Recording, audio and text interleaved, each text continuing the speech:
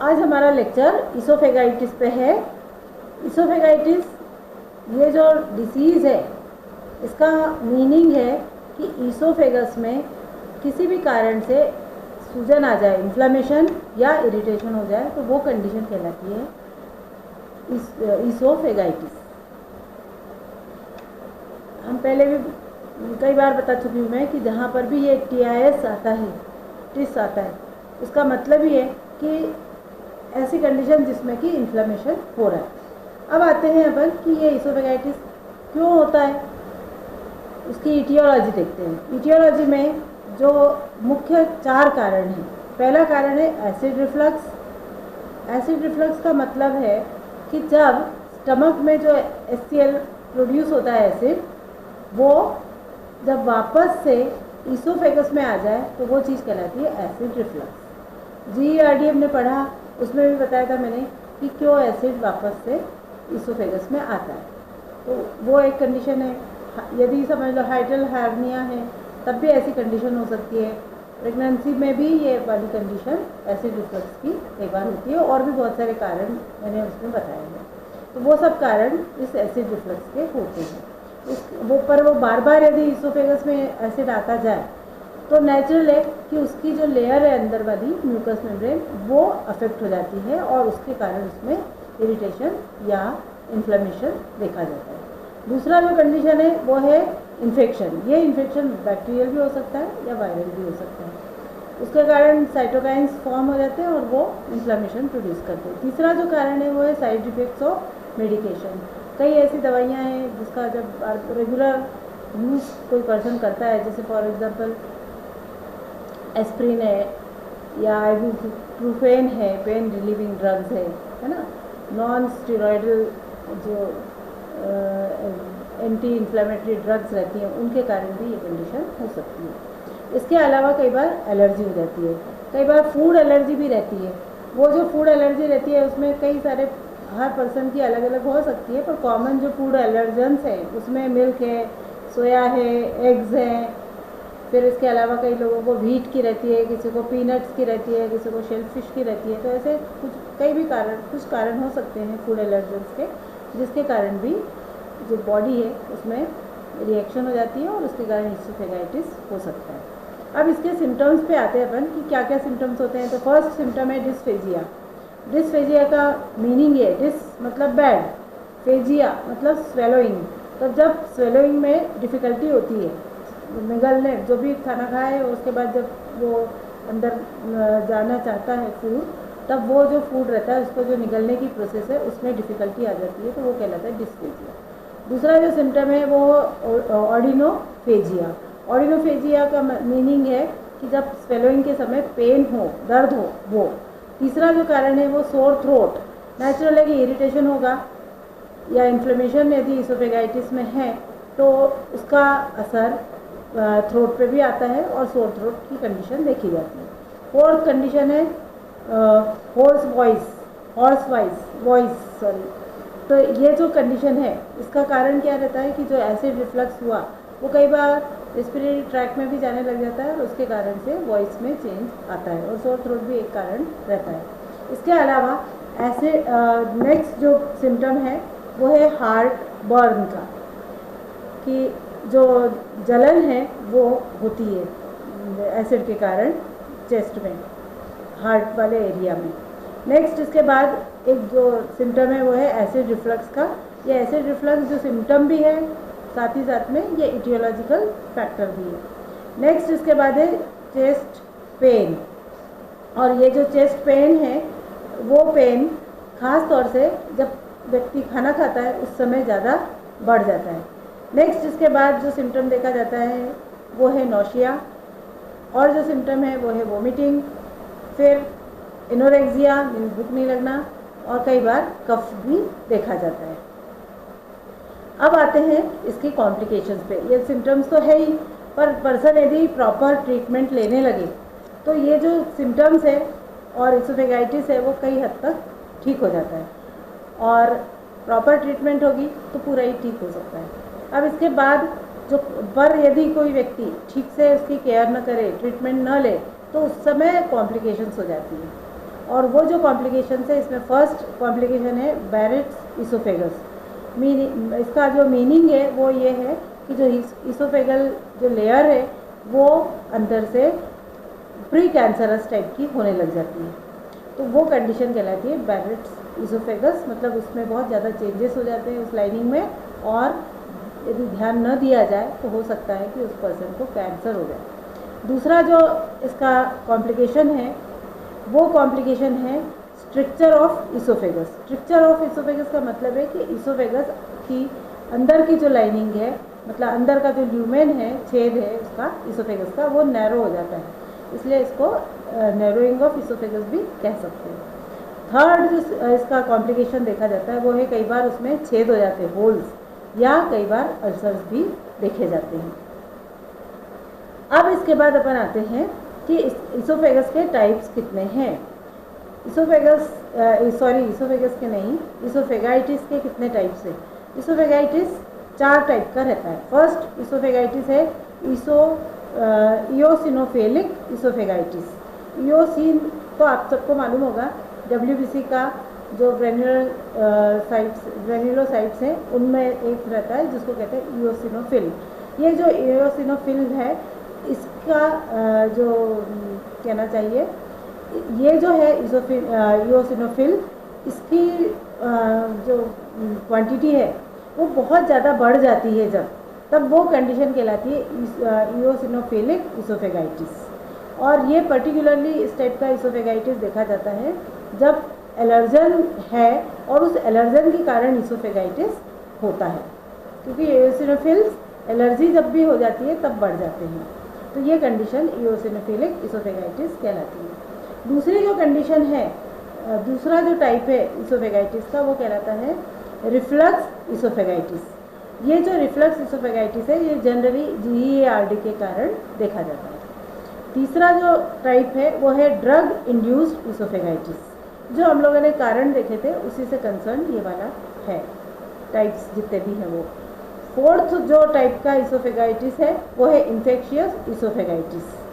और ये जो इन्फेक्शियस इसोफेगाइटिस है इसका मेन कारण यही रहता है कि जब पर्सन में इम्यूनिटी पावर कम हो जाती है तो ऐसे समय में ये वाला इसोफेगाइटिस हो सकता है।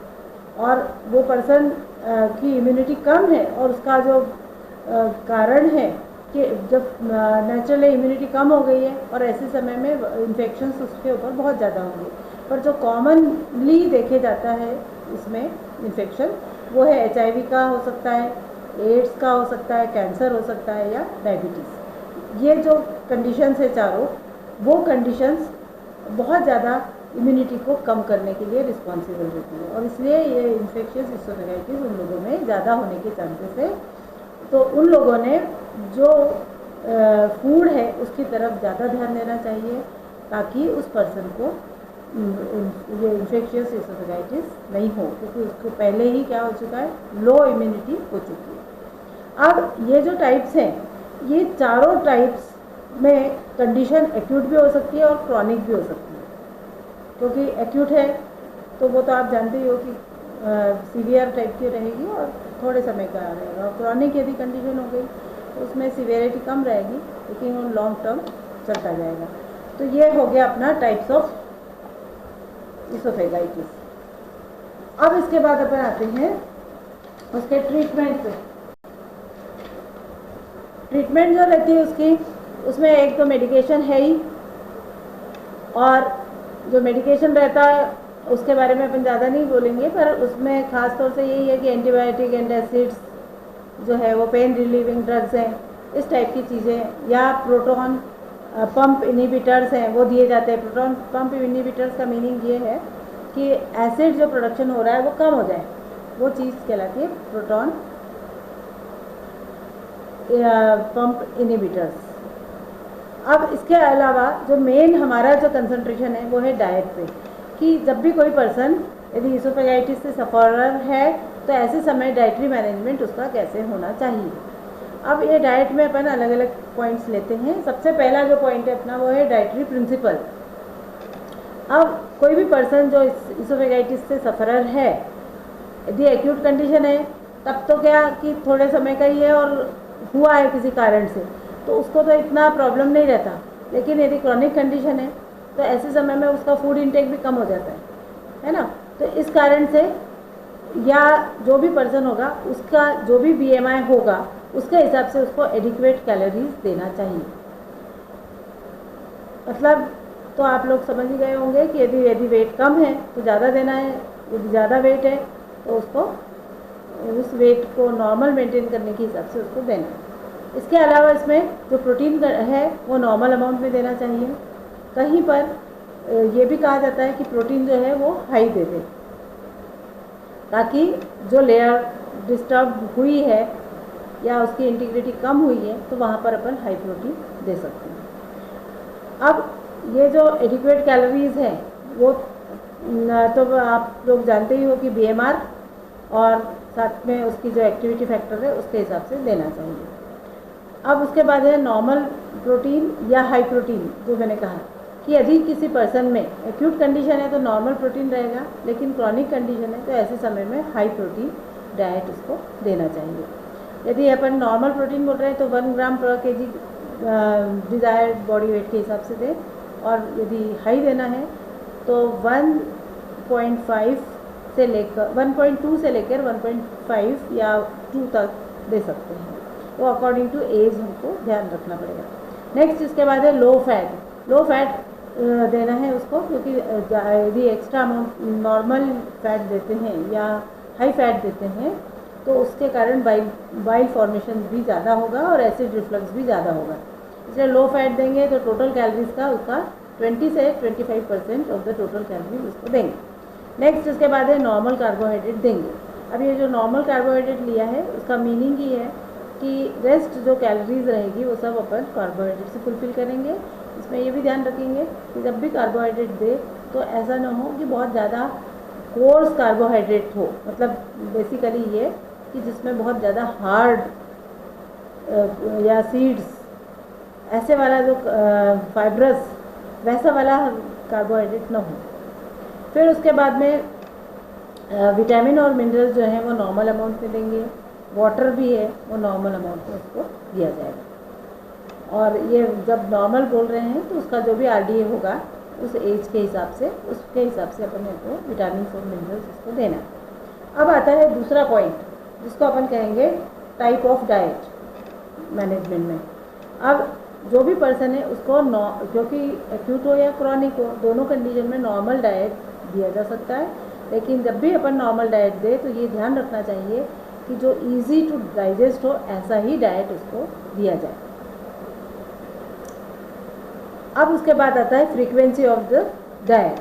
फ्रीक्वेंसी में कैसे होना चाहिए कि एक समय में बहुत सारा खाना नहीं खाया जाए, इसलिए उसको मतलब eat smaller meals and more frequently. 3 major meals होना चाहिए और 3 इसके सप्लीमेंट्री मील्स हो। लेकिन ये भी ध्यान रखना चाहिए कि जो मेजर मील्स भी होंगे तो वो भी एकदम फुल स्टमक वाले ना हो। अब इसके बाद नेक्स्ट जो आता है वो है डी पार्ट, जिसमें मैंने कहा है फूड्स अवॉइडेड कि कौन कौन से फूड्स अपन इसमें नहीं देना चाहिए।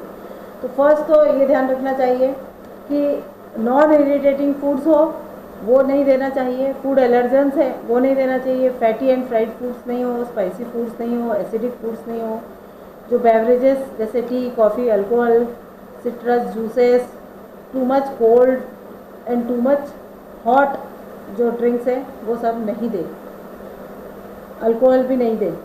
इसी तरह से चॉकलेट, मिंट, अनियन, गार्लिक और गैस प्रोड्यूसिंग जो फूड्स है वो सब इसमें अवॉइड किए जाते हैं।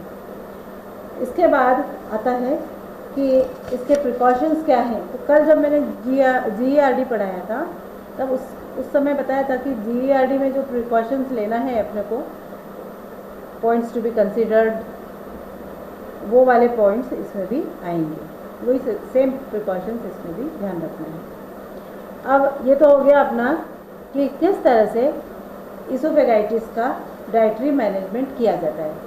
और इसमें एक चीज़ जो रही है वो है उसका सैम्पल प्लान, या जिसको कहेंगे डाइट प्लान। जब भी डाइट प्लान करना है तो सबसे पहले उसकी डाइटरी हिस्ट्री लेनी पड़ेगी और वो जो हिस्ट्री है वो आप subjective global SNGA subjective nutritional global assessment, उससे आप लीजिए और उसके बाद आप उसका प्लानिंग कर सकते हैं। अब ये जो प्लानिंग वाला पार्ट है वो आप लोगों को ही करना है, और उसके लिए आप लोगों को एक ऑब्जेक्ट दे देती हूँ मैं, उसमें आप लोग एक एज ले लीजिए। इसोफेगाइटिस है इसलिए आप 40 ईयर्स मेल ले लीजिए, हाइट उसकी ले लीजिए 5 फीट 8 इंचेस, BMI उसका नॉर्मल ले लीजिए, मतलब नॉर्मल रेंज में 22 ले लें।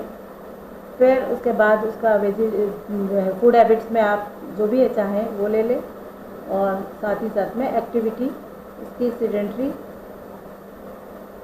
और बाकी क्या बचा, इकोनॉमिक स्टेटस जैसा भी आपको चाहिए वो, और उसका आप एक होल डे मेन्यू प्लानिंग कर लीजिए और इसको आप फाइल में भी कर लीजिए। तो ये हो गया अपना इसोफेगाइटिस।